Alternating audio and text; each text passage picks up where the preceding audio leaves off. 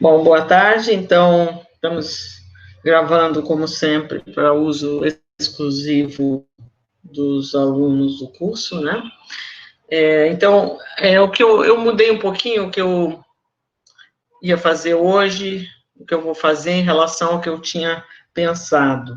Dado que o que a gente vai fazer hoje é geral e é muito utilizado, vai ser utilizado em vários exemplos. Aí depois, nas aulas seguintes, eu olho alguns exemplos mais específicos. Então, achei que era importante eu hoje fazer essa parte geral, mesmo sem demonstrações, mas porque ela é utilizada, então, para dar uma visão um pouquinho mais ampla. Tá bom? Então, o que nós estamos, continuamos com o nosso renovação, né? Deixa eu... Processo de renovação, então, a gente tem ocorrências ao longo do tempo, né?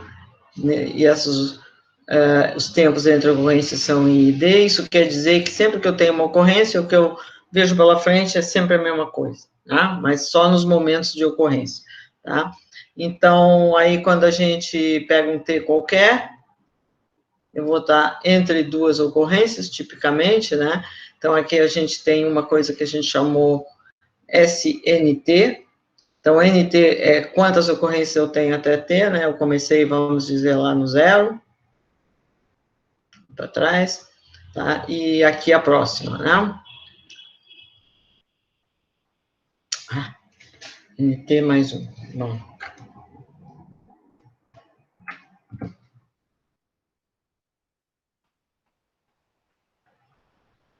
Onde SN é, como a gente está olhando, o tempo da enésima ocorrência. Então, é a soma de N variáveis e ID. Só que são variáveis não negativas. É claro que isso que a gente está fazendo aqui tem uma extensão quando essas variáveis são não necessariamente não negativas. Tem uma outra interpretação, porque os S continuam a ser um passeio aleatório, tá? Mas aí tem uma outra interpretação. Vamos ficar no que a gente está olhando. Tá? Então, nesse caso, a gente falou na aula passada, em um exemplo muito especial, né? A gente podia dizer exatamente qual era a distribuição desse processo aqui, a de T, que a gente chamou, que é a idade, né? Então, a de T é um processo que simplesmente conta quanto tempo eu tenho desde a última renovação. Então, cada vez que renova, ele vai para o zero, e aí ele continua crescendo, sempre com velocidade 1 constante, né? Ele só conta o tempo. E também esse aqui, que é quanto tempo falta para a próxima renovação, né? Esses dois processos. Estou usando a notação do Lawler, esse A e B. Esse B raramente se usa B aqui. Tipicamente, eu acho que é Z.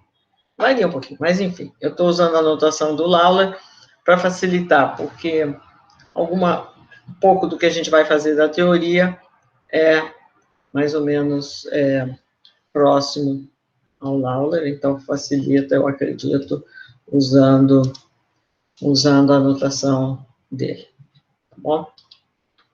Então, a gente olhou o caso particular do Poisson, né, em que tudo é muito explícito. Então, no Poisson, a gente sabe calcular exatamente qual é a distribuição do AT e qual é a distribuição do BT. O BT é simplesmente exponencial para cada T, né?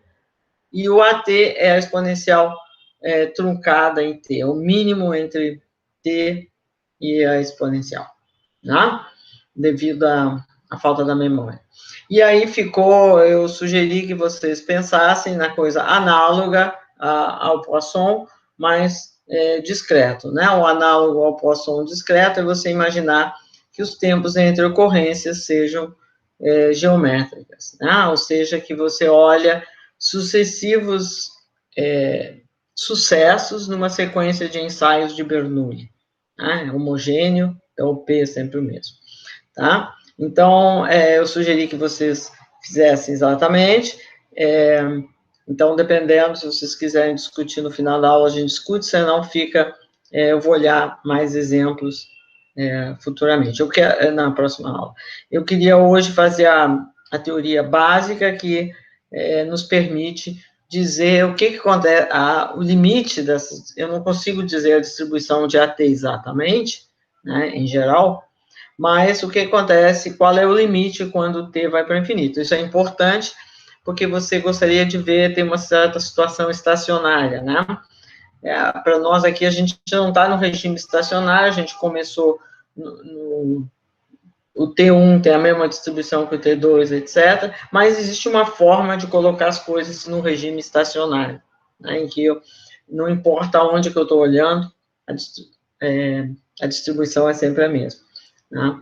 Ou seja, com uma adequada distribuição do primeiro, pode ser T1 ou T0, como você quiser chamar, tá? Então,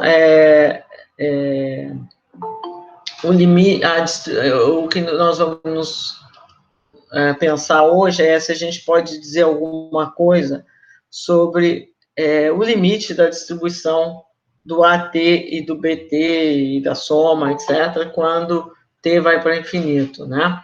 Então, isso tem a ver com um refinamento, um teorema bem mais forte do que aquele que a gente viu, que era simplesmente uma lei dos grandes números, só dizia uma coisa na média, né?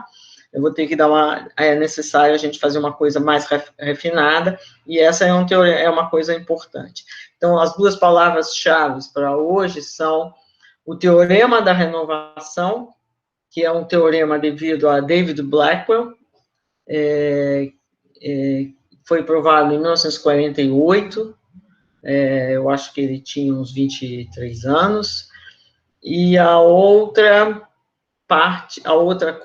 coisa intimamente ligada, que vai dizer como que a gente pode usar esse teorema do Blackwell, é a chamada equação da renovação. Então, são as duas palavras-chave que a gente vão aparecer hoje, tá?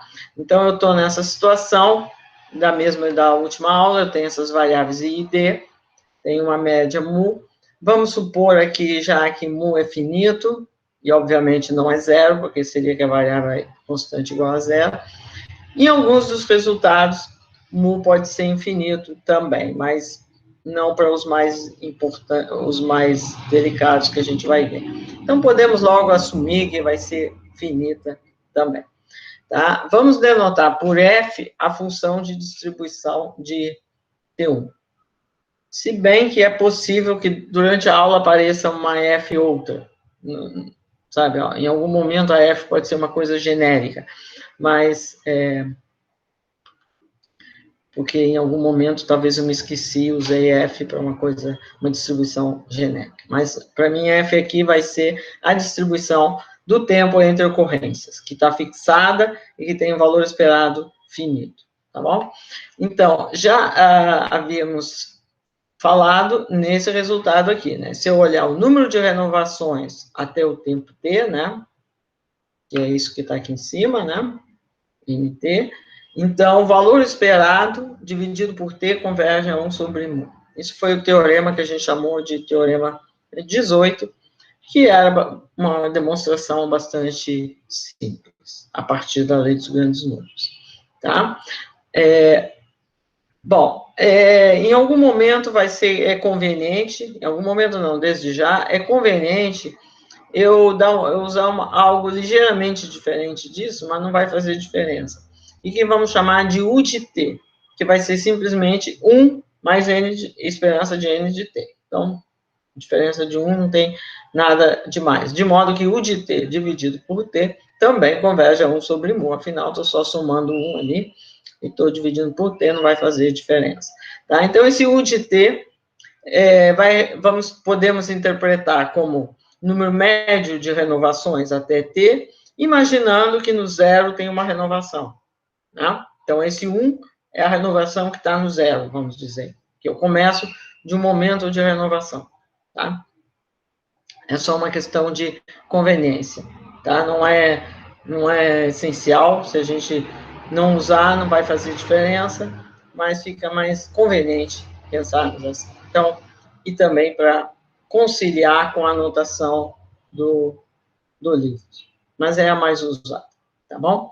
Então, eu tenho isso aqui, a gente já sabe, mas para fazer isso que eu estou querendo aqui, que é dizer alguma coisa geral sobre o limite em T da distribuição do AT e do BT, eu preciso de alguma coisa mais forte do que isso aqui, muito mais forte, tá? Isso aqui só diz o seguinte, eu olho desde o tempo zero até o tempo T, né? Vejo quantas renovações eu tive, pego o valor esperado, então eu olho o número médio de renovações e divido por T. Então, uma coisa tipo lei dos grandes números, só que está pegando o valor esperado, né? Então, a média ao longo do tempo. Tá? Isso não é muito adequado para a gente dizer qualquer coisa sobre a distribuição de AT, porque isso envolve um T fixo, né? Eu estou querendo saber a distribuição perto daquele T, quando o T é grande, mas... Então, isso aqui é só uma média, é muito grosseiro, podemos dizer assim. Então, a gente o que a gente vai olhar é a diferença do U. Então, eu olho U de T mais R menos U de T. O R está fixo e o T que está indo para infinito. Então, o que eu estou fazendo? Eu estou pegando... É como se você... O que eu estou pegando? Eu estou pegando um intervalinho de comprimento R, e estou querendo dizer qual é o número médio de renovações nesse intervalo. Só que o meu intervalo eu estou mandando para infinito. Tá? Então, você vê que aqui o fato de somar um ou não somar um já perde relevância, porque aqui você está fazendo uma diferença. Tá? Então, você pode pensar no U de T como sendo uma medida. Né? Uma medida, a probabilidade a gente já fez uma média, mas ela tem uma medida no conjunto dos tempos, de zero a mais infinito, ou nos inteiros, se for discreto. Né? E é uma medida, só que a medida total não é finita, porque quando o t vai para infinito, o de t vai para infinito. Então, a medida total é infinita, porque é o número médio de renovações ao longo de todos os tempos, de todo o tempo. Então, ele vai ser infinita. Mas, se eu olhar um intervalo, né, um intervalo finito, eu tenho um número finito, número médio de ocorrências ou renovações naquele intervalo. Então, e a gente está fazendo assim, aberto à esquerda, fechado à direita, como sempre, porque nós imaginamos NT é o máximo dos N's, tais que SN é menor ou igual a T. Então, fica mais conveniente, eu sempre me acostumo a pensar em medidas dessa forma.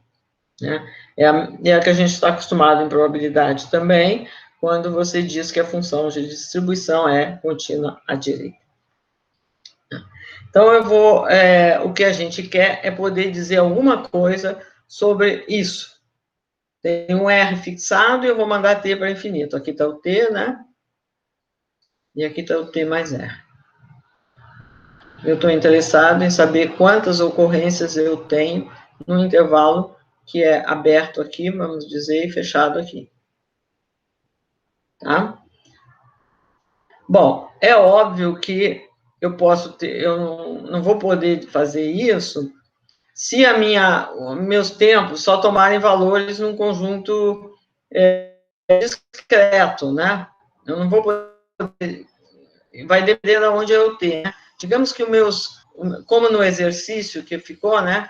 Que os T só tomam valores no conjunto 1, 2, 3, etc. Então, obviamente, a U fica parada aqui no meio, né? Então, se você pegar um R que é menor do que 1, vai importar se o R está aqui, e aí vai dar 0, ou se o R está aqui, né? E aí não vai dar 0, né? Talvez, né? Então, como... É óbvio, né? Então, é importante a gente separar esses dois casos. O caso em que você tem uma variável, os t são variáveis desse tipo, tomam valores nos múltiplos de um certo número, por exemplo, nos inteiros, né? Ou nos inteiros não negativos, ou não. Isso não acontece. Quando isso não acontece, então você em princípio, pode querer olhar qualquer intervalo, tá? Então, para separar esses dois casos, vamos fazer uma definição. Isso só envolve a variável, a distribuição F, a distribuição do T1. Então, eu vou dizer que ela é do tipo aritmética, se é uma definição padrão, se existe algum A positivo, tal que a variável está concentrada nos múltiplos de A, 0, A, 2A, 3A, etc. Tá bom?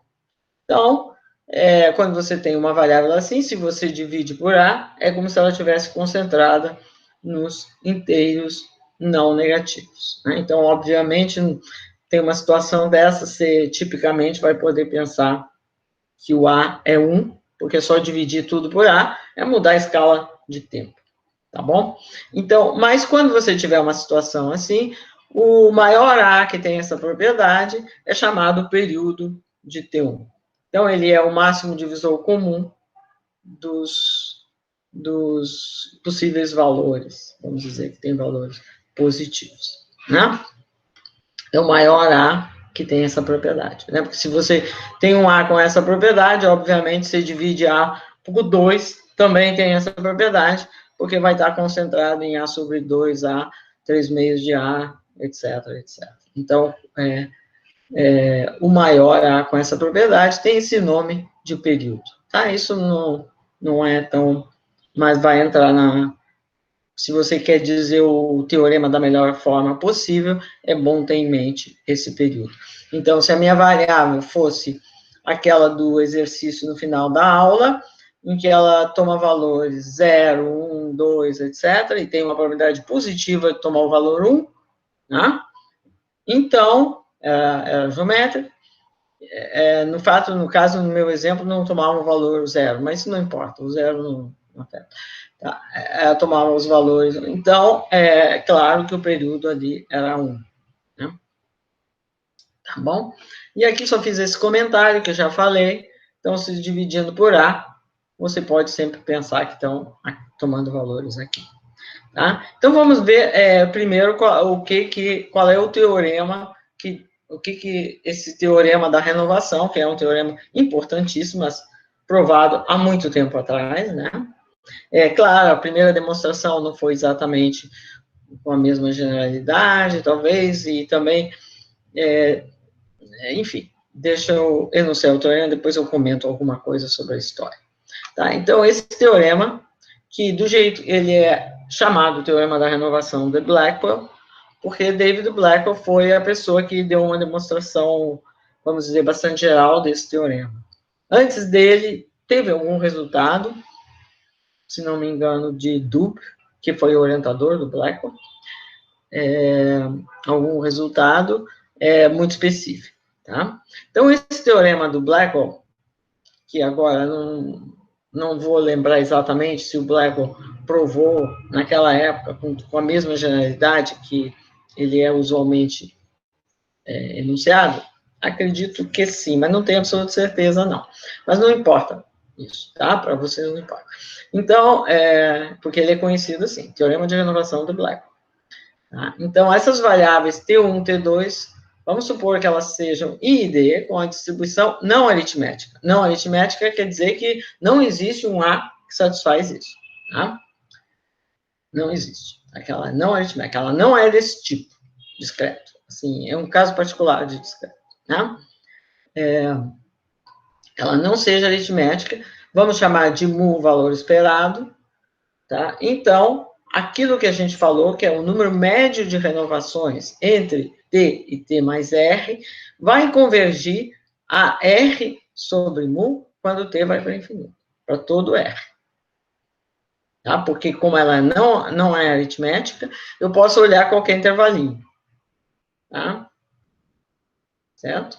Mesmo que a minha distribuição pode ser pode tomar valores num conjunto enumerável, porém, esse conjunto não é discreto assim. Ele, né, e aí quando você começa a somar os números, né, que toma valor, vai poder atingir sempre qualquer intervalo vai ter um valor lá, né? possível. Tá? Então, isso aqui vai dar isso aqui, que é uma coisa positiva. Tá? R sobre mu. É positivo se o mu for finito. Se o mu for infinito e você interpreta isso aqui como zero, também esse resultado vale. Mas as aplicações que a gente vai fazer perdem interesse. Tá? Mas esse resultado vale. Então, está dizendo que essa medida, que é a medida da renovação, conhecida como medida da renovação, que ela simplesmente atribui a um intervalo, o peso que ela atribui é o número médio de renovações naquele intervalo. Médio no sentido de valor esperado. Né? A U tem esse valor esperado aqui.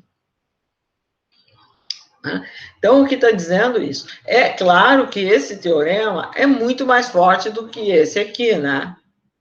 Uma vez que você provou, se você tem esse teorema, você obtém aquele de modo trivial, é só fazer a média de muitos pedacinhos. Então, né, se você tem uma função que converge a alguma coisa, quando o t vai para o infinito, né, aí você pode fazer a média e também vai convergir, né, para esse mesmo número, né?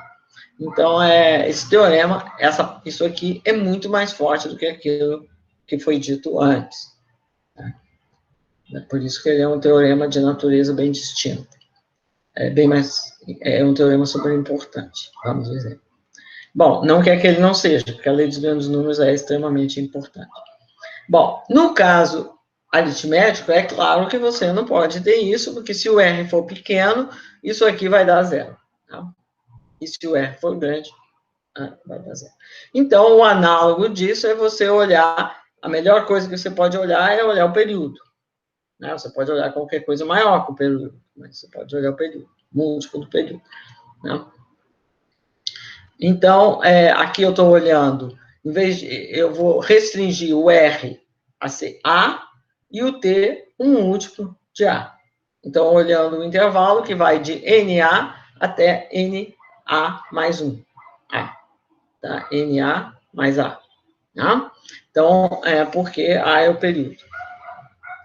Então, nesse caso, isso vai convergir a A sobre mu. Tá? Porque o R é A. Mas só a diferença é que eu não posso pegar qualquer T, né? E nem qualquer R. Posso pegar R múltiplos de A, claro. Né? Porque é só somar alguns desses aqui, não é problema. Mas o que eu não posso é pegar qualquer R. Tá bom? Então, você tem esses duas partes do teorema, porque simplesmente eles dizem basicamente a mesma coisa, tratam do mesmo, porém um deles está restrito para as distribuições aritméticas e outro, ou seja, variável discreta, ou outro para as variáveis que não são aritméticas, tá bom? E por isso, bom, a demonstração desse teorema é um pouquinho complicada, um pouquinho acima do que a gente, pelo menos da parte A. Então, eu não vou demonstrar a parte A. Eu vou dar uma indicação de onde existem muitas demonstrações diferentes. A parte B, ela é bem mais simples de demonstrar.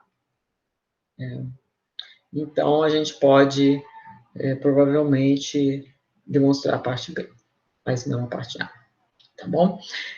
As demonstrações iniciais desse teorema, muitas demonstrações, você tem um teorema de 1948, então você imagina que tem. Mas uma demonstração totalmente probabilística, porque as demonstrações usam análise. Se bem que a gente pode sempre imaginar que a probabilidade é uma parte da análise, depende do ponto de vista. Mas eu quero dizer que usa análise, usa coisas que não necessariamente se usa muito em probabilidade, não há argumentos probabilísticos. Mas, em 1977,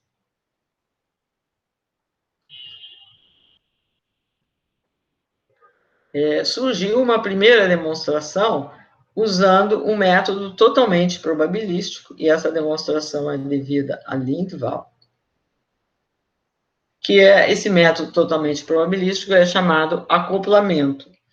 Eu acho que eu já falei do que significava esse acoplamento quando eu falei em uma demonstração da convergência das cadeias de Markov, a distribuição estacionária, é usando acoplamento, né? Você pega uma que está com a distribuição estacionária, outra com qualquer outra distribuição, e tenta construir as duas no mesmo espaço de probabilidade, né? Fazendo as duas se mexerem juntas, ou sei lá como, você vai definir, né?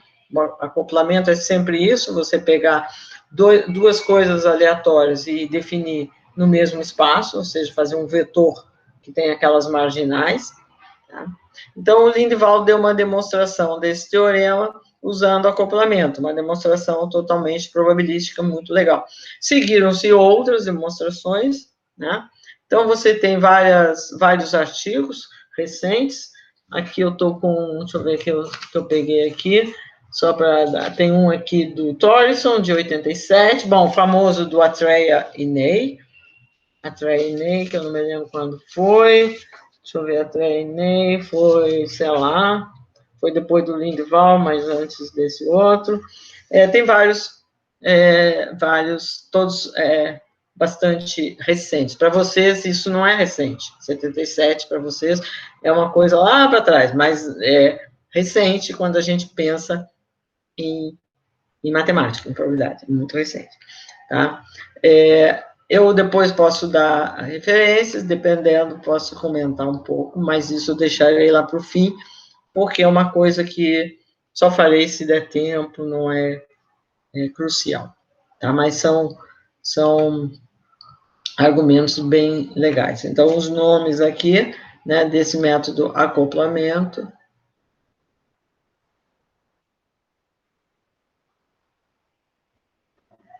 Ou coupling, se chama, Atreya e Ney. Atreya é um indiano e Ney, Peter Ney. Tem esse artigo aqui do Thorison, que esse artigo do Thorison, eu não tenho certeza o quão tudo é original, entendeu? Porque o Thorison é uma pessoa que trabalhou muito em acoplamentos, ele tem um livro, mas esse aqui é um artigo, então não é puramente um review, tem alguma coisa, mas enfim. Então, esse blá blá blá para dizer que evitando, né, a demonstração mais comum disso aqui, mesmo acoplamento aqui é mais complicado, a gente vai ficar só nesse, mas nós vamos usar esse aqui. Aí, de fato, para usar esse aqui, fica até mais fácil de escrever, então eu vou fazer algumas aplicações desse teorema hoje, esse é o nosso objetivo, tá? Então, aqui tem 2 comentários, o primeiro eu espero que esteja totalmente óbvio, né? O teorema 18 decorre do teorema 19, mas tá bom. Bom, para poder, eu vou precisar introduzir um pouquinho de notação, o meu objetivo é aplicar esses teoremas para dizer alguma coisa sobre o comportamento limite da distribuição da idade, do tempo residual, né? Do A, do B, aqueles processos que a gente falou antes. Esse é o meu objetivo hoje, tá? Então, para fazer isso, eu vou precisar alguma notação, alguma coisa adicional. Então, isso aqui provavelmente vocês já viram, né? Mas, enfim, se x e y forem duas variáveis independentes, com funções de distribuição f e g, aqui está uma f que não é genérico, né? F e g, então a soma tem uma distribuição que a gente chama a convolução, né? Da f e da g, né? Vamos supor, no caso que nos interessa, x e y são maiores ou iguais a zero. Então, a convolução, eu posso escrever assim, a integral de 0 a t, da f de t menos s, integrado em relação a g. Tá? Ou posso escrever assim, é claro que tem que ser a mesma coisa, porque já que é a distribuição da soma, e a soma é, obviamente, comutativa, a convolução tem que ser comutativa também. Essas integrais aqui são integral de Riemann-Stieltjes, você pode pensar, tá? Porque pode pensar assim, tá? Ou Lebesgue-Stieltjes, etc., mas pode pensar assim. Mas eu sei que, tipicamente, nesse curso, os alunos ficam um pouquinho incomodados com os DGs e os DFs. Tá? Então, se você fica incomodado com DG e DF, você assume, para todos os efeitos, que a G tem uma densidade Gzinha, a F tem uma densidade Fzinha, né? Nesse caso, essa integral aqui pode ser pensada como GS ds, né? Em que dg, quando tem densidade, dgs, você pode interpretar como gs ds. Então, só aparece integral ds, integral de Riemann, tá? Vamos dizer, nas funções todas bonitinhas, de uma integral de Riemann, tá bom? Tá, a integral que você aprendeu no cálculo 1, tá bom? Mas todo mundo estuda integral de Riemann-Stieltjes, pelo menos, né, no cálculo. Então, faz sentido a coisa mais geral, tá? Mas eu vou enunciar as coisas de forma com essa notação, mas você pode, sempre que eu escrever isso aqui, você pode pensar que é isso que está aqui, tá? Então, quando elas são absolutamente contínuas, a soma vai ser absolutamente contínua, vai ter uma densidade que é assim, né? De fato, basta uma ser absolutamente contínua para que a convolução seja absolutamente contínua, como você está vendo aqui, tá? E ela vai ter uma densidade, que é isso aqui, tá bom? Então, a convolução aqui pode ser escrita com uma integral de 0 a t dessa densidade, porque toda função de distribuição que tem uma densidade, você calcula assim, porque eu estou assumindo que são variáveis maiores ou iguais a zero. Então, para t maior ou igual a zero. Para t menor que zero, é zero. Tá bom? Então, espero que... então, isso aqui é só anotação, mas eu estou recordando, porque talvez nem todo mundo está lembrando, então, é a distribuição da soma. A gente fez algumas contas já envolvendo isso, no caso da exponencial, né? Então, não é a primeira vez que eu estou falando de convolução nesse curso, mas, assim, de modo mais geral, talvez seja a primeira vez. Então, é bom a gente fixar a notação e tenha isso em mente. Se você não se dá bem com... Não quer pensar nesses DG, você simplesmente vai substituir DG por GS, DS, onde G é a densidade de G. Vai assumir que tem uma densidade, tá bom? Tá bom, isso põe uma restrição, você só pode tratar distribuições com densidade. Tem distribuições que não têm densidade, né? A gente sabe. Mas, enfim, só nos teoremas, não vai envolver dificuldades na prática, eu acho. Tá? Bom, então eu quero escrever a U em termos da F, porque a U é uma função de F, só tem F no jogo, né? A única variável aqui, a única coisa é F. Eu tenho, os tempos são todos I e D com distribuição F. Então, eu tenho que ser possível escrever a U em termos da F, afinal, a U é uma média de coisas que tem a ver com F. Tá bom? Então, vamos fazer isso antes de tudo. Daí eu fiz aqui, ficou um pouquinho apertado aqui nessa minha página, mas aí eu fiquei com preguiça de reescrever, né? Porque escrever à mão tem esses defeitos. Você escreve, não ficou legal, você teria que fazer de novo. Então, vamos lembrar que Sn para nós é a soma de n variáveis I e D, com a distribuição F. De modo que a distribuição do Sn, que eu posso chamar de Fn, né? A Fn, é a convolução de F com ela mesma n vezes, porque eu estou somando n variáveis, somo duas, F estrela F, F estrela F, estrela F, etc, etc, n vezes, tá bom? Isso é a distribuição do Sn. Tá? Bom, o nt, ele toma valores 0, 1, 2, etc, né?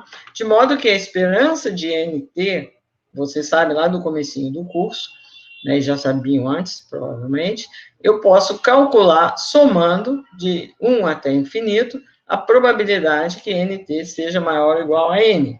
Então, isso a gente já viu. Bom, então, quando eu vou calcular o de t, eu simplesmente tenho que somar 1. É 1 mais isso. É 1 mais isso aqui, né? Tá bom? Que eu posso escrever assim, 1 mais...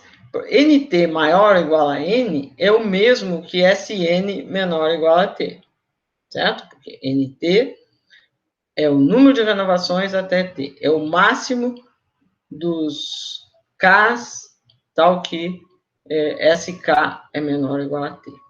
Então, número de renovações maior ou igual a N quer dizer que a enésima renovação aconteceu até T. Então, eu tenho isso aqui, que eu posso pensar como a soma do Fn T, mas agora eu vou somar um N igual a zero aqui também, tá? Porque o F0 é simplesmente esse 1 aqui.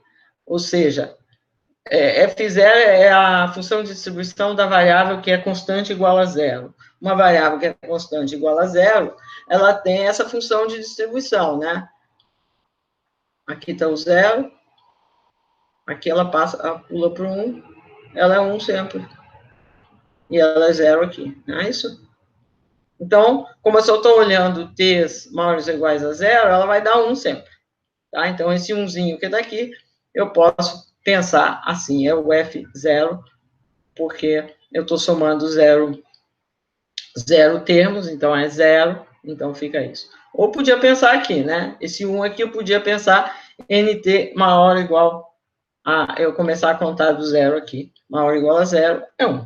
Né? Porque nt é sempre maior ou igual a zero. Tá? Dá na mesma. Então, eu simplesmente coloquei... É só uma questão de conveniência. Tem esse 1zinho aqui, significa que eu começo a contar no zero, onde a gente interpreta... Onde o termo n igual a zero corresponde à função que é constante igual a 1 para todo t maior ou igual a zero. Ela seria zero se t fosse negativo, mas para t maior ou igual a zero, ela é 1. É essa função de distribuição aqui, tá? Mas é tudo consistente, porque isso aqui é a soma de 0 t's. O F1 é a soma de 1t. O F2 é a soma de 2, etc. Tá bom? Bom, uma coisa que a gente pode observar, é que vai ter um papel importante, é que essa função U de t, ela vai satisfazer uma equação importantíssima, que é essa aqui. U de t é 1 mais a integral de 0 a t de U de t menos s dfs. Tá? Por que vale isso?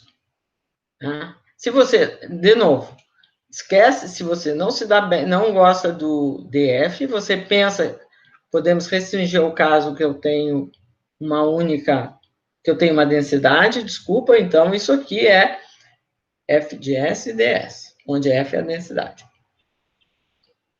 Tá bom? Por que vale isso? Simplesmente você raciocina assim, decompõe o de t o quê? Tem uma renovação no zero e depois no T1, no T2, etc. É um número médio. Tá? Tem aquela no zero que é 1. Então, você pode calcular o de t decompondo se T1 já aconteceu ou T1 não aconteceu. Se T1 não aconteceu, é 1. Se T1 já aconteceu, vamos dizer que T1 é S, então você tem que somar o U de T menos S, porque no S começa tudo de novo. Tá? Então, é da onde você entende essa decomposição aqui, né? O de T vai ser 1 se T1 for maior que T, e se T1 for menor que T e você condiciona em T1 igual a S, você tem que somar o de T menos S. Então, é exatamente o que está fazendo isso. Você está somando para todo S, o de T menos S, com a probabilidade do T1. Aqui é a densidade de T1. T1 em ds. Aí você está somando, fazendo essa integral, é claro. Né? Se for discreto, é uma soma. Mas se for o caso geral, fica essa integral. Então, fica essa equação que está aqui. Tá? E essa equação tem um nome, equação da renovação. Porque exatamente ela está dizendo isso. Tem esse t menos s, né? A mesma função que está aqui aparece aqui, né? Então, está dizendo, na ocorrência da variável que tem distribuição f, começa de novo. É U de t menos s. Tá bom? Então, você tem essa equação extremamente importante. E o que é interessante é que vão ter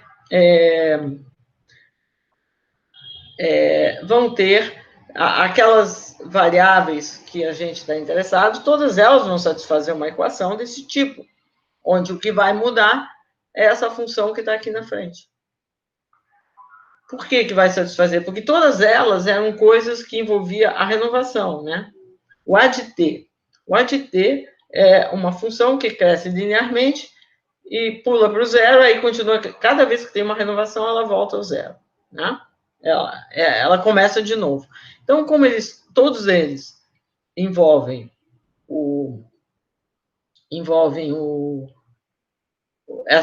a mesma renovação, todas elas vão satisfazer uma equação desse tipo, tá?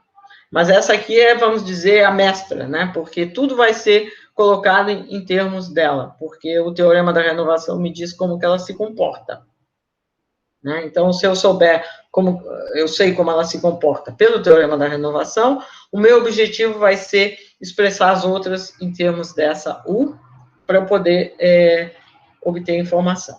Então, vamos pensar aqui no ADT, aquele processo do qual a gente falou já, né? A idade. Então, eu quero calcular a distribuição do ADT, né? Quero calcular a distribuição. Eu não vou poder calcular exatamente, como a gente fez no Poisson, mas eu vou poder dizer alguma coisa. Então, qual é a probabilidade do ADT ser menor ou igual a x? Vou usar exatamente o mesmo raciocínio de que falei aqui antes, né? Vou condicionar no T1, certo? No T1. Eu tenho AT menor ou igual a x. Porque acontece que antes de T1, AT é T. No T1, ela passa para o zero e começa de novo, né? Então, se T for entre 0 e x, né? Porque antes de T1, AT AT é T. Tem muito T, né? Fica difícil, só falando fica difícil, né? Então, AT é igual a T pequeno, se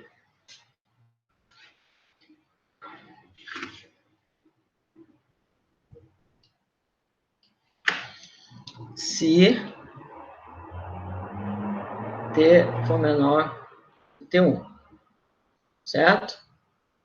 Caso contrário, bom, no T1 ela vai para o zero, e aí começa de novo, né? É T menos SNT.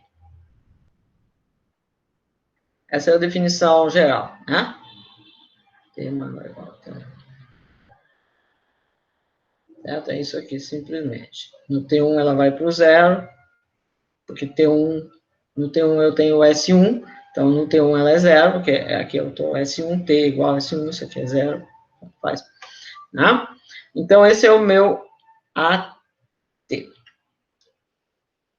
Então eu estou interessado em AT menor ou igual a X. Tá bom. Mas isso é o evento que eu estou interessado. Mas a nossa ideia é, vou decompor de acordo com T1 é maior do que T, ou T1 é um S, T1 igual a S, assim é informal isso aqui, né? Com S menor que T. Aqui é o T minúsculo. Ops, deixa eu arrumar aqui, ficou muito bagunçado, né?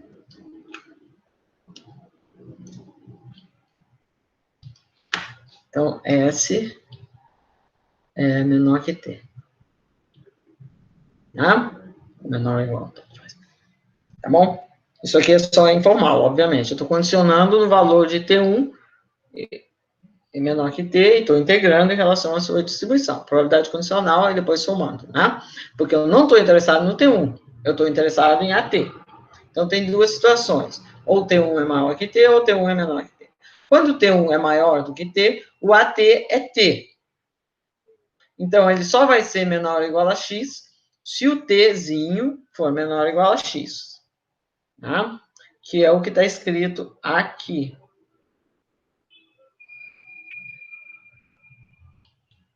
Então, aqui está dizendo, está levando em conta a situação de ser o t aqui. E isso aqui é simplesmente a probabilidade, porque eu estou calculando a probabilidade. Então, esse primeiro termo é isso aqui.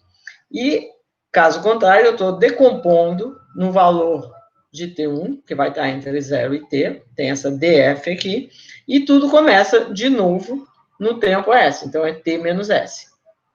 Então, você obteve uma equação aqui, que tem o mesmo jeito dessa equação aqui. Exatamente o mesmo jeito. Só que, em vez de 1, você tem isso. E aqui é a mesma, você tem uma função φ de t, e aqui é φ de t menos s. E aqui você tem uma função, vamos chamar de h de t. Essa função, o x está fixo, eu estou pensando só em t. X fixado, eu estou pensando no jogo de t. Tá bom? Então, ela tem a mesma cara dessa aqui. Tá? Tudo bem. Então, por isso que vai ser conveniente que o teorema da renovação nos permite dizer alguma coisa sobre a solução, tá? De modo geral. Então, eu vou querer pensar em equações dessa forma, né? Porque essa equação que eu escrevi aqui é dessa forma, mas, de fato, essa que eu estou interessada aqui dessa forma, todas as coisas que eu for, todas essas processos definidos em termos da renovação, que eu vou poder olhar, vão ter essa cara, porque eu decomponho, né, é alguma coisa que, quando acontece o T1, eu começo de novo, né? Então, vão ser equações desse jeito aqui. De novo, eu estou falando, né? Se você não gosta do DF, você pensa no caso da densidade e coloca aqui a densidade ds. Tá bom? Mas elas vão ter essa forma, onde H eu não sei bem, não sei dizer o que vai ser, depende, né? Vou ter que ter algumas condições no H para poder dizer um teorema, mas vão ter essa cara, é uma φ. Tá? Então, se você quer escrever do ponto de vista com a notação da convolução, essa equação fica φ é igual a H mais φ convolução F, em T em mais infinito, de 0 a mais infinito, né? Vamos supor que seja tudo 0 para T menor que 0, tá? A gente está olhando esse caso só, em que as variáveis são maiores ou iguais a 0, não tem nada antes do 0. Tá? Então, você pode escrever nessa notação de análise, né? Uma equação envolvendo funções. Φ é igual a H mais φ estrela F. Isso aqui é um operador, né? Em 0 mais infinito.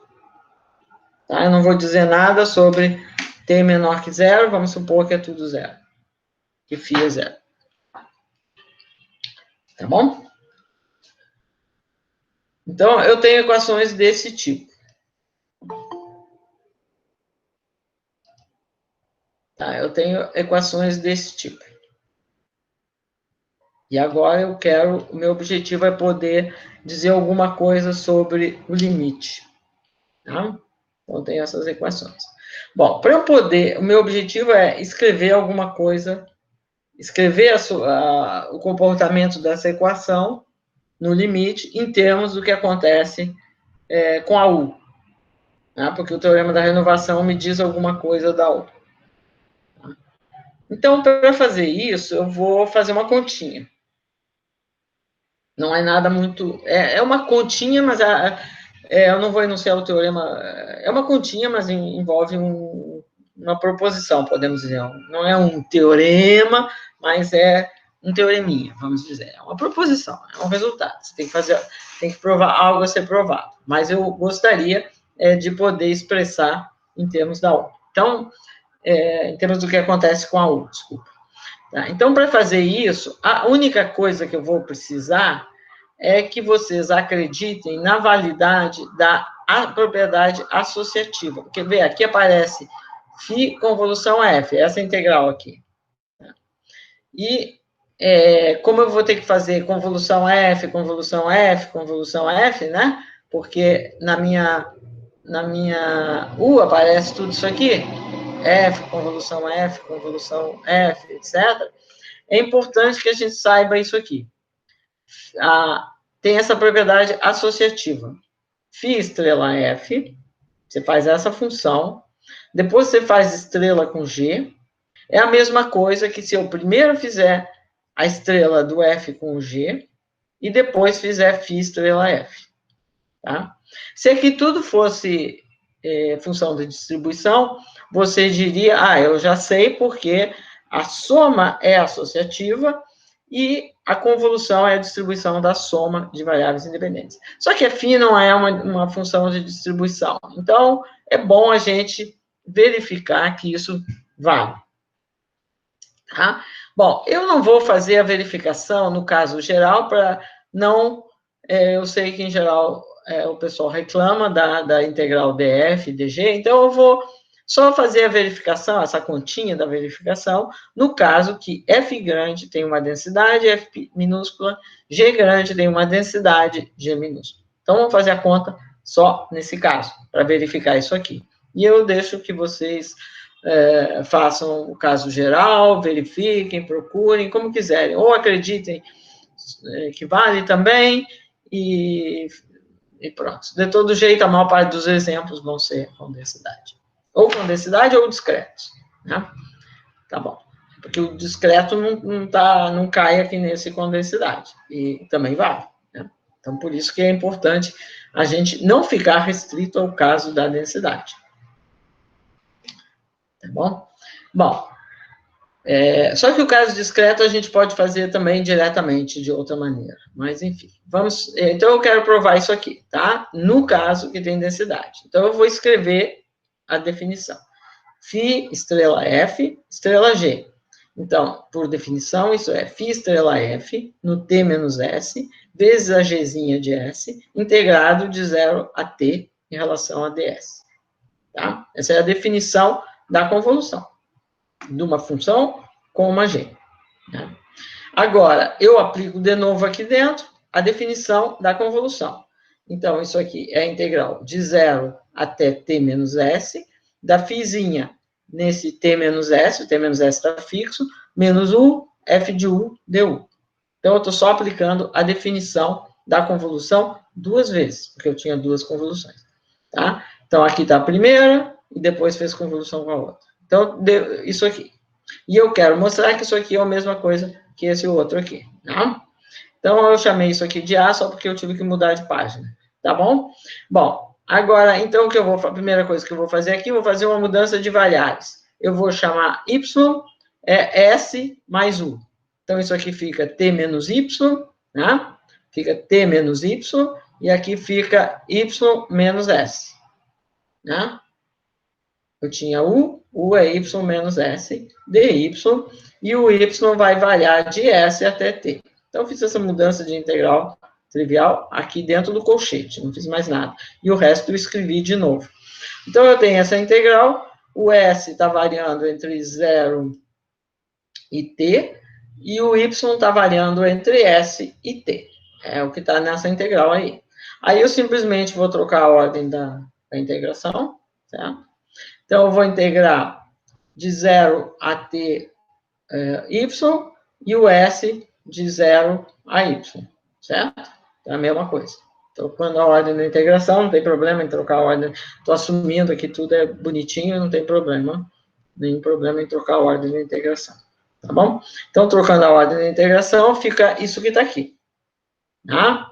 Agora, isso que está aqui é a integral de 0 a y de fzinha y menos s, g de s, ds.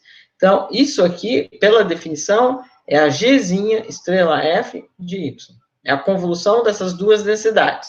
Que nós sabemos, eu posso trocar a ordem e dar na mesma. Essa aqui eu estou acreditando que vocês já conhecem, porque é a densidade, aqui são densidades de probabilidade. Então, é a densidade da soma. Mas, se você quer simplesmente uma mudança de variáveis imediata aqui, né? Você trocar y menos s por s', troca o y menos s por s. Tá? Então, faz uma mudança de variáveis e você verifica que isso é igual. Então, usando isso, eu escrevo a integral de 0 a t da φ de t menos y, f estrela g de y dy, que, né, foi a forma simplificada que a gente usou para tratar da convolução. É a densidade do f grande estrela g. Então, ficou aquilo que a gente queria, nesse caso da densidade. Eu não vou fazer o caso geral, porque isso aqui é um fato que eu acredito fácil de acreditar. Então, eu provei isso aqui no caso da densidade, tá bom? Deixo para... Bom, então eu vou usar isso. Por que eu fiz essa conta aqui no meio da aula, né? Eu fiz essa conta porque ela vai ser útil para mim para poder dizer alguma coisa sobre o que acontece com essa φ quando t vai para infinito. Por esse motivo que eu fiz essa conta. Então, a conta foi só isso aqui. Tá? Não tem nada a ver com... É uma conta, é uma coisa específica da convolução. Tá? Podemos pensar praticamente. Bom, então agora o meu objetivo é dizer alguma coisa sobre as soluções dessa equação aqui, né? Que eu posso escrever assim, é H mais φ convolução F, usando o teorema da renovação. Então, eu tenho uma H que eu vou assumir limitada em intervalos limitados, tá? Vou assumir que ela seja limitada em intervalos limitados, vou assumir alguma coisa a mais depois, né? E olho essa equação. E digo o seguinte, essa equação vai ter solução única em algum contexto. Deixa eu colocar aqui em amarelo isso aqui, porque ficou meio esquisito esse parênteses no meio, né? Vamos ver se eu consigo fazer assim. Peraí. Fica meio esquisito isso aqui, fica ruim de ler. Então, deixa eu... Ué, por que ele... Agora foi. Tá bom. Deixa eu devia ter colocado de outra...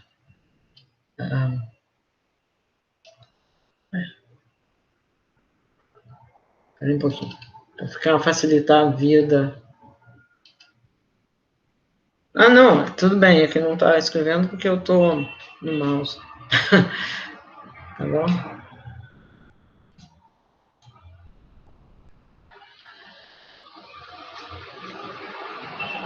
Então, você pensa isso aqui, esse amarelo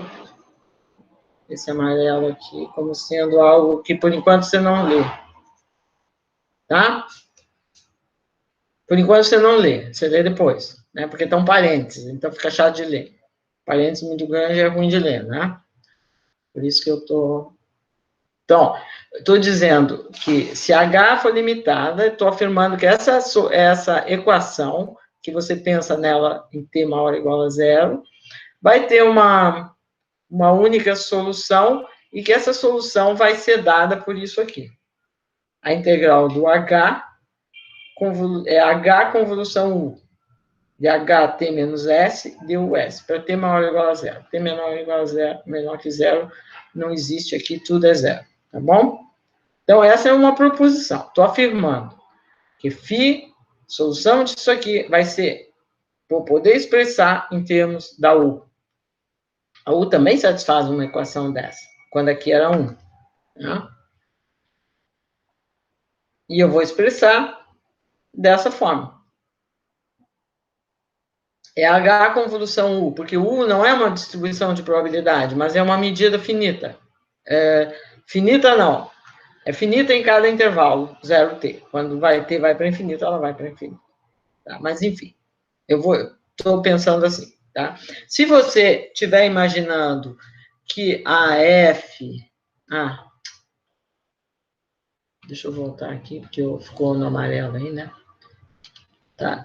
Se você estiver pensando que a F tem uma densidade...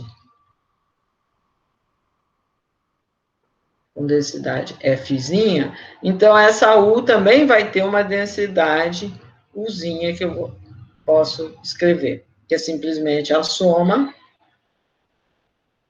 das Fn's, onde Fn F'zinha n é a convolução da f, n vezes, e n aqui vai de 0 até infinito, quando 0 é...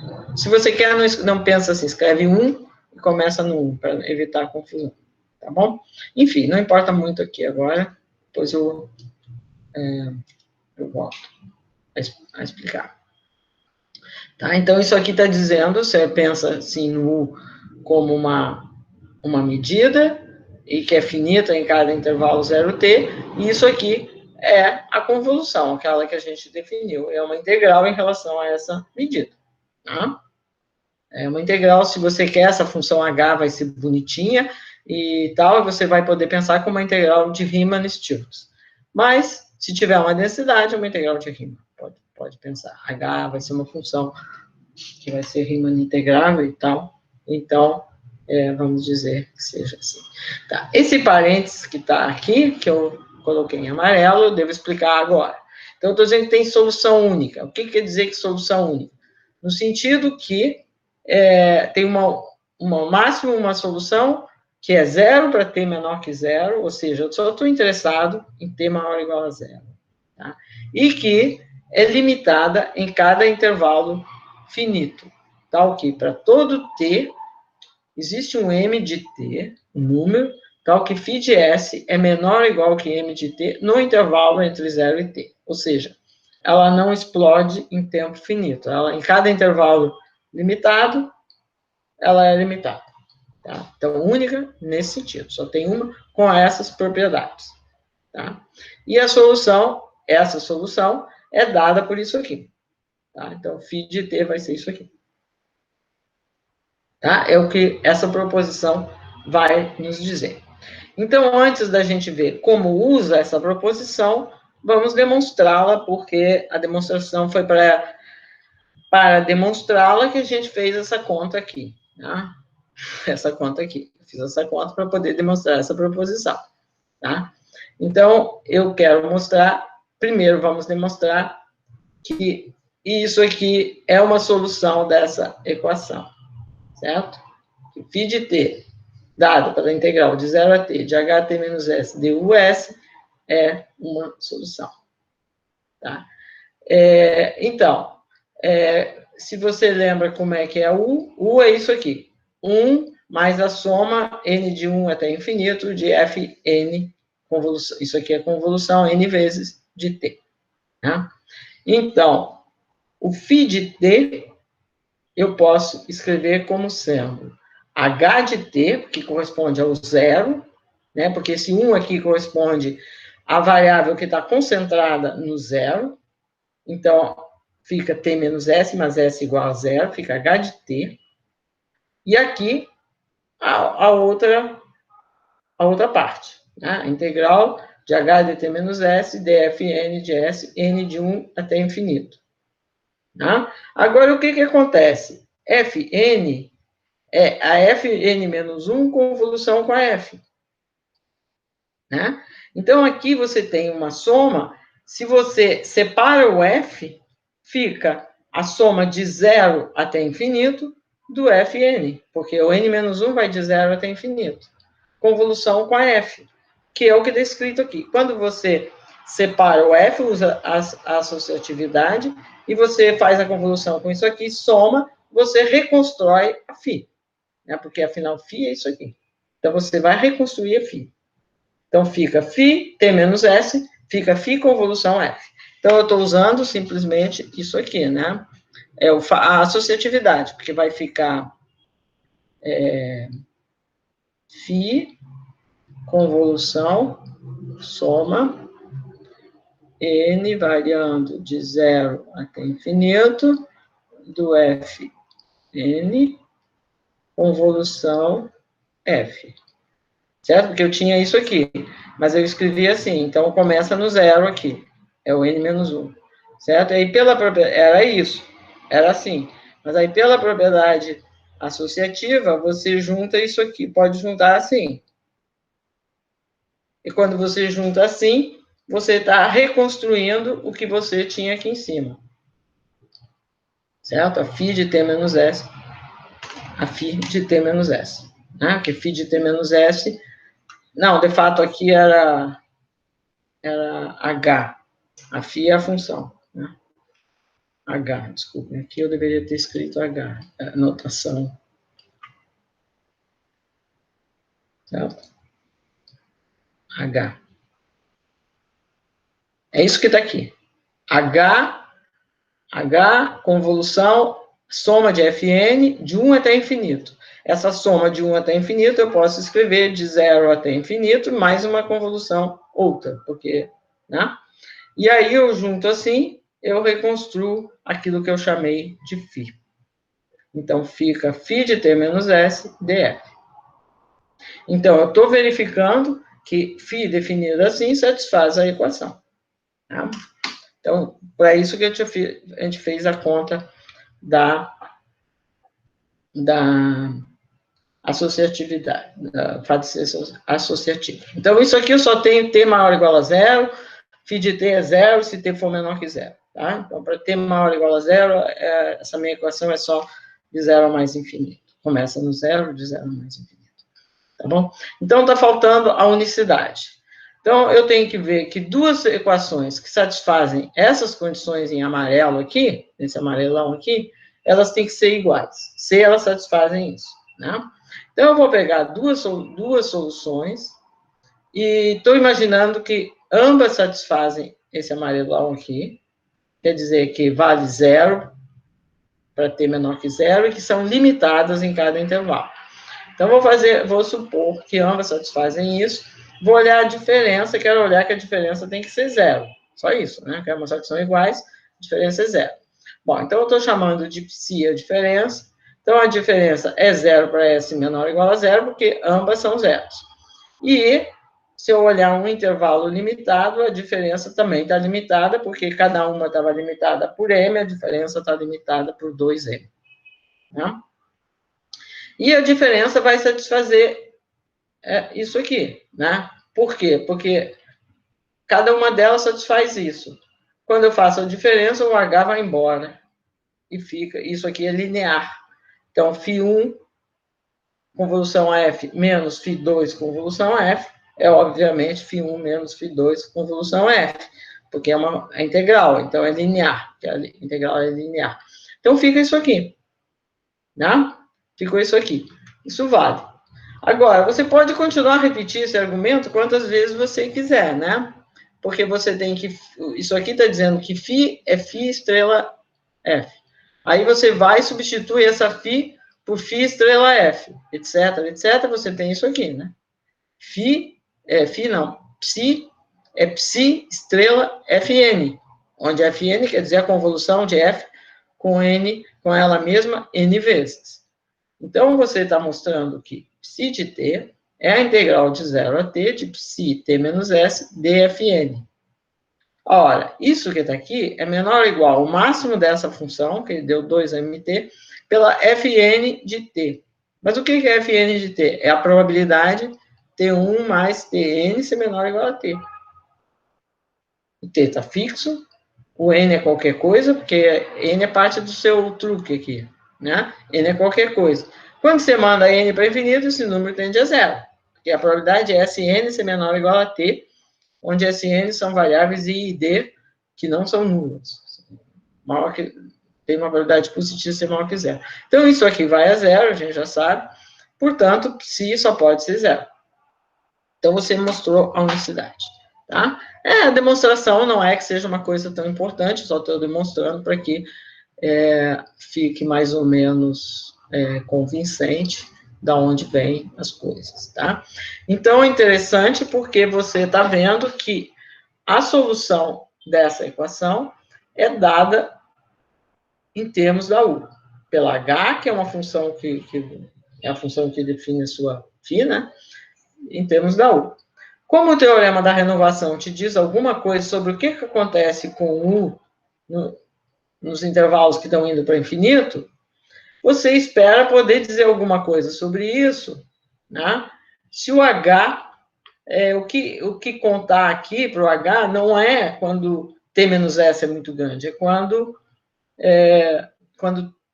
T menos S não é tão grande, então o S tem que ser grande, né? Porque você precisa do S grande para dizer informação sobre o U. Bom, uma mudança de variáveis aqui, tá? Então, essa é a utilidade. Essa proposição está aqui para que a gente possa dizer alguma coisa sobre a solução quando a gente sabe o teorema da renovação, que me diz o que acontece com o U. Tá? Então, podemos aplicar isso para obter informação sobre os nossos processos. É esse o objetivo disso que a gente está fazendo, tá? Então, eu quero...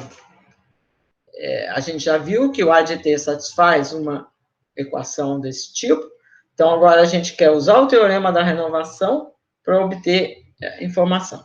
Tá? Então, como eu estou aqui, eu vou me restringir ao caso não aritmético hoje. No próximo aula a gente faz o caso aritmético, porque é diferente, como a gente está raciocinando aqui de modo mais abstrato, é bom separar, né? Porque as coisas são diferentes, obviamente. Então, no caso, não, né? Deixa eu recordar aqui qual é o teorema importante. O teorema importante, a gente fez o caso de conta, mas o teorema importante é esse aqui. Tá? Então, esse aqui me diz que o número médio de renovações entre T e T mais R converge a R sobre mu quando T vai para infinito. E, no caso aritmético, me diz alguma outra coisa. Talvez aqui seja conveniente eu pensar no seguinte: vamos imaginar, como eu estou olhando o caso não aritmético, vamos imaginar que a F com densidade.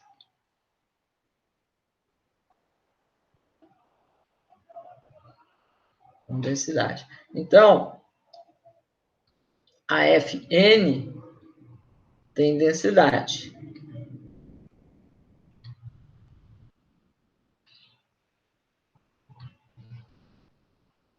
Fn, que é a convolução de Fzinha com ela mesma n vezes. Então, quando eu olhar a U, tá? Quando eu olhar isso aqui, soma, vamos olhar assim, soma de 1 até infinito da Fn, ela vai ter uma densidade, que vai ser a soma das Fnzinhos, n variando de 1 até infinito, tá? Vai ser isso aqui. Vai ser uma Uzinha, né? Vamos dizer, tem a 1 mais, tudo bem, não atrapalha em nada. Quando for fazer a conta, não interessa, tá? Então, significa que eu posso sempre, se eu estou nesse contexto, eu posso pensar que a minha U tem uma densidade também. Então, eu posso integrar DUS, você pode pensar que é US ds, tá bom? Então, isso tira qualquer mistério se você não está muito lembrado das integrais de Stillings, tá? Porque se você imagina que a F tem essa densidade, isso aqui também vai ter, tá? Que vai ser a soma dessas coisas.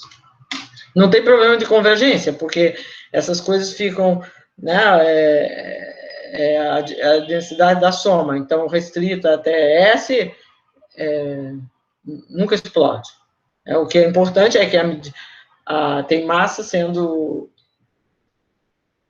levada para infinito, mas quando você olha, a massa total é infinita, mas quando você olha cada intervalo, T nunca vai, pelo contrário, quando N vai para infinito, vai para zero, então essa coisa aqui, essa série sempre converge para cada T. Bom, então vamos voltar, só porque para fazer a conta, talvez você pode querer ter em mente isso aqui, na hora de aplicar.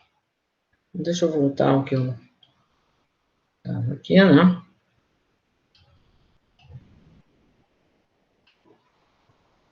Tá? Então, vai ser esse o teorema que a gente vai aplicar.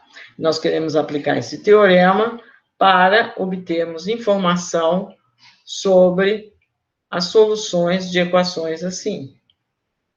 Né? Porque acabamos de ver que essa φ, assim, pode ser expressa em termos da U. Acabamos de ver aqui. A solução daquela história que nos interessa se expressa assim. Então, obviamente, eu devo ter alguma condição no H para que funcione, né? Para que convirja, que eu possa dizer alguma coisa. Tá? Então, é isso que eu quero aplicar agora. Então, vamos imaginar que eu estou no caso da F não aritmética, tá? Mu é finita, então o teorema me diz isso aqui. U de T mais R menos U de T é R sobre mu para todo R positivo. Que você pode interpretar assim, DUS, quando S vai para infinito, converge a DS sobre mu. A medida de Lebesgue dividido por mu. Tá? Essa é a interpretação que você pode dar. Então, se você... Interpretação não, é a mesma coisa. No sentido de... bom, só que eu escrevi uma coisa esquisita aqui. A medida converge.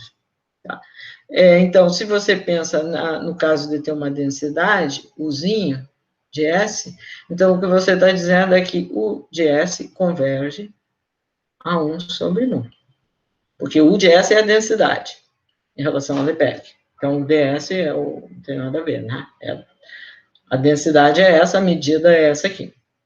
Tá? É como a medida de um intervalo passa a ser o comprimento do intervalo dividido por mu. Ou seja, a densidade converge a 1 sobre mu. Tá bom? Então, eu estou imaginando isso, e como a gente viu que a solução podia ser expressa como a integral de ht menos s du, né? Tá aqui, onde é que tá? A proposição aqui. Aqui. Se eu tenho a φ solução daquela equação, ela é expressa assim, né? Então, tá aqui a sua h, t menos s, dus. É fácil de você ver, mudança de variáveis, que isso aqui, então, vai convergir, se você tiver alguma condição no h, é claro. Então, uma condição suficiente é h limitada e integral do módulo ser finita. Porque h não tinha por que ser positivo. Tá? Isso vai convergir a isso aqui. Né? Você pode entender o porquê fazendo a conta. No caso da densidade, por exemplo. Deixa eu só, talvez, fazer uma continha aqui para você entender. É só uma mudança de variáveis, né? Então, eu tenho... Então, vamos imaginar que eu estou na situação que o ds é us ds. Certo? Que eu tenho... Então, a função que eu tenho ali, não, é integral de 0 a t do h t menos s u de s ds, né? E eu quero mudar de variáveis, né? Então, eu escrevo isso aqui, a integral de 0... tem uma mudança de variáveis e o sinal vira, mas vira também, né? Eu vou dizer, eu vou mudar u, u não é uma boa, né? S' é t menos s, certo? Então, se você muda de variáveis, isso aqui vai ficar h de s', u de t menos s', aí você tem menos, aqui de menos, menos, aí depois você troca tudo e fica de 0 a t, fica a mesma coisa, certo? T ds', certo? Bom, todo mundo sabe fazer isso, porque você mudou de variável, aqui o sinal é menos, tem menos, mas aqui é menos, aí troca os menos, menos, menos, dá mais, fica isso aqui, tá? Fica isso aqui. Bom, o que acontece? Agora, você está pronto para mandar t para infinito. Né? Então, obviamente, poderia ser complicado se o H fosse te dar problemas com os S grandes, né? Porque você sabe o que acontece com U de T quando T é grande. Então, se você pensa no S fixado, isso aqui converge, né, para 1 sobre mu, quando T vai para infinito. Então, se você acredita que você simplesmente possa passar o limite aqui de fora para aqui dentro e botar o infinito aqui, é o resultado que está escrito ali. certo? Então, você pode fazer isso se, por exemplo, H satisfizer aquelas condições que estão dadas ali. Tá? Tudo que eu fiz foi, né, nessa continha simples aqui, por isso que eu deixei como exercício. Aqui eu fiz uma mudança de variáveis, aqui agora eu vou mandar t para infinito, eu tinha que mandar o t para infinito, tinha um limite aqui do lado de fora. Esse limite aqui do lado de fora, eu estou dizendo que eu posso botar um infinito aqui e fazer o limite aqui dentro, porque esse limite aqui eu sei o que acontece, é 1 sobre mu. Não, em algum sentido. Então, claro, eu estou assumindo que tem densidade, etc., para simplificar a vida. Mas isso é um resultado bem robusto, vamos dizer, se H for limitada e satisfizer isso aqui, isso vale. Tá? De fato, a condição clássica não é bem essa, é um pouco mais geral. É aquilo que se chama H diretamente Riemann integrável. Porque o que é? Quando se faz a integral de Riemann, você pega um intervalo limitado e faz a partição, manda a partição para zero. Quando você faz a integral imprópria de Riemann, você faz a integral no intervalo e depois manda o intervalo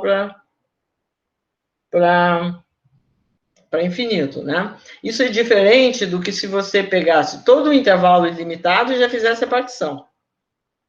Né? Pode dar coisa diferente. Então, diretamente Riemann integrável é quando você pode pegar todo o intervalo não limitado, de zero a mais infinito, fazer a sua partição como se fosse fazer uma soma de Riemann, fazer a soma de Riemann, o limite dessa soma de Riemann. Tá? Então, isso é que chama diretamente Riemann integrável. Mas se a gente pensa na integral mais robusta, né, a integral pode ter um valor absoluto aqui, a integral de Lebesgue, o que você quiser, essa é uma condição suficiente. Tá? Então, na prática, só nos interessa isso. H limitada e vale isso aqui. Então, você vai poder fazer esse limite, ou seja, quando você quer aplicar esse argumento, tudo que você tem é que calcular a H. E depois você tem essa conta aqui, a integral de H. E 1 sobre mu. 1 sobre mu é geral, vem do teorema da renovação. Então, por isso que o teorema da renovação é bastante importante. Ele dá, bom, não é a única coisa que ele dá, mas particulares. Então, vamos aplicar isso ao nosso exemplo, né? Já que a gente está sofrendo aqui, fez esse monte de conta, então vamos aplicar o exemplo aqui, né? Onde é que está? Esse exemplo aqui. A idade. Então, a idade eu vi que eu tinha um H, que era isso aqui. Isso aqui é uma função que, obviamente, é integrável e limitada, porque ela é zero para ter maior que x. O x está fixo. Então, a função, o x está fixado. Tá? Então, é uma função que vale 1 menos f de t, se o t for menor ou igual a x. E depois vale zero. Então, obviamente, vale tudo que a gente pediu para ela. Então, quando eu aplicar o teorema, isso aqui para essa, a minha função h de t é essa aqui. Então, quando eu vou fazer a integral de h de t, de h de s, de zero a infinito, isso aqui é infinito, saiu meio borrado, mas tudo bem. Então, h vai até x e é 1 menos f de t.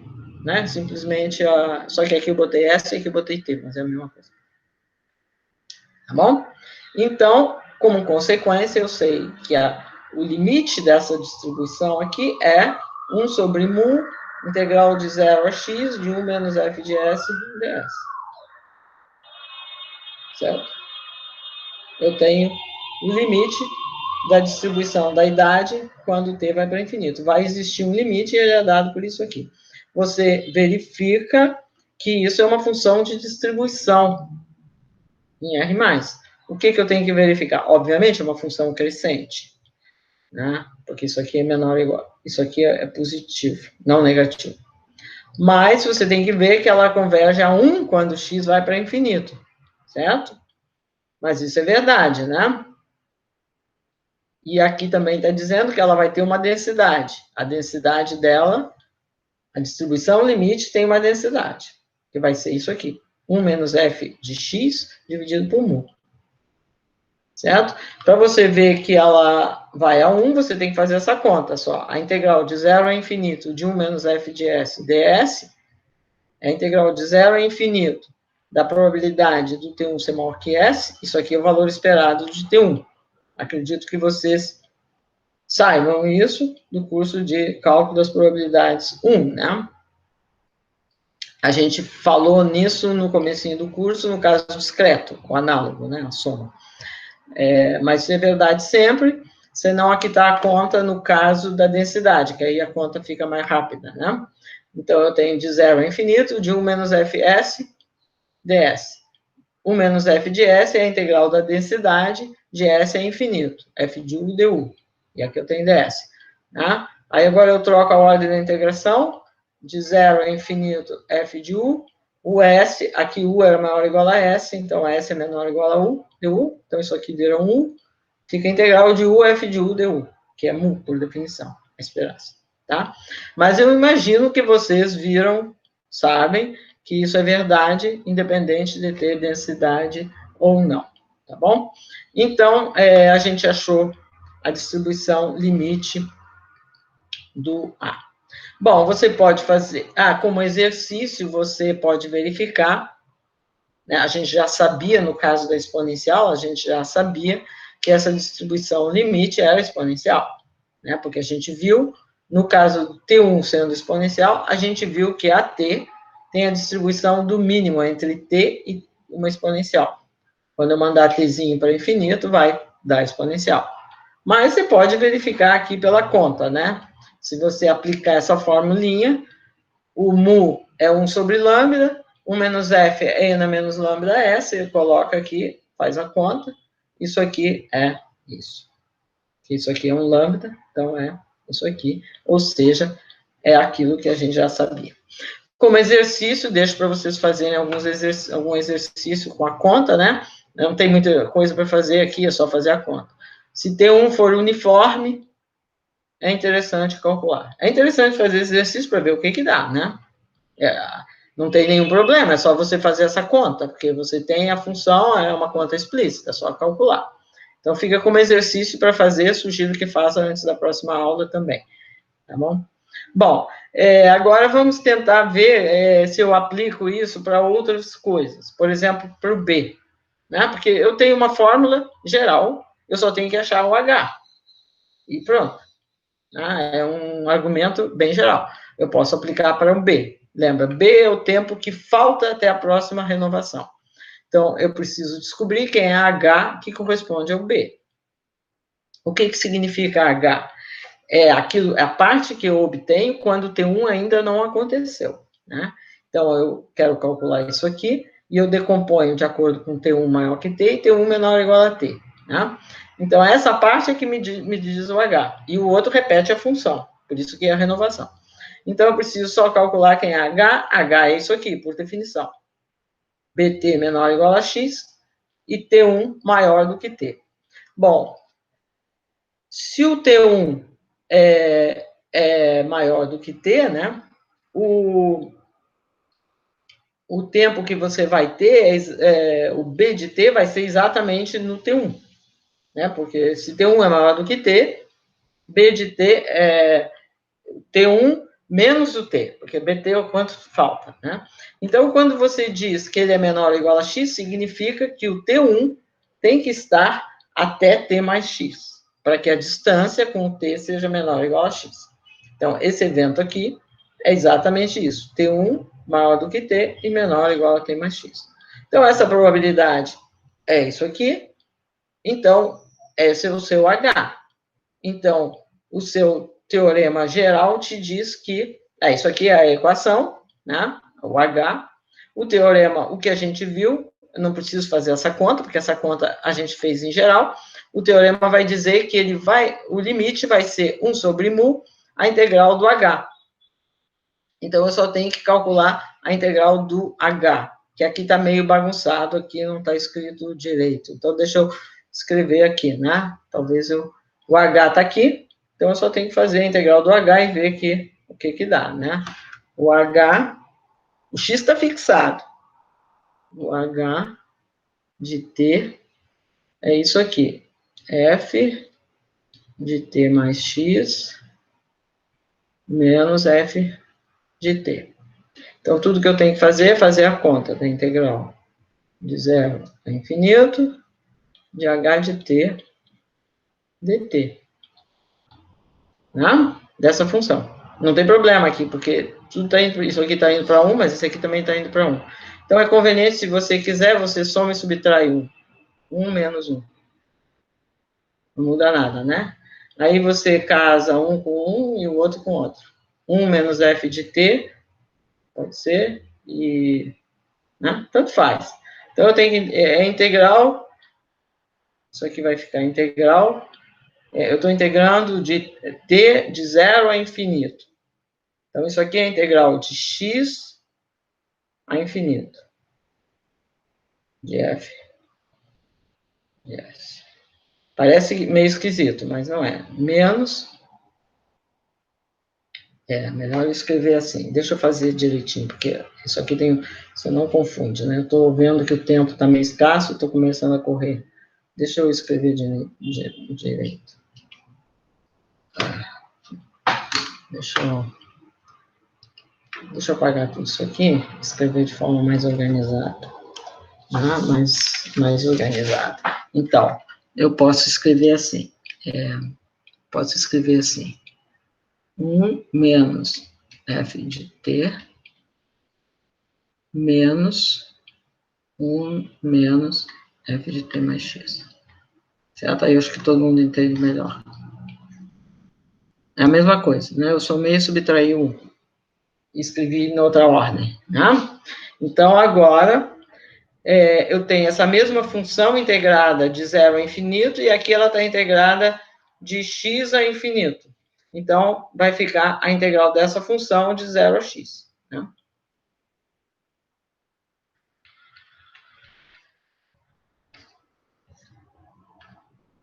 Essa é a integral do h.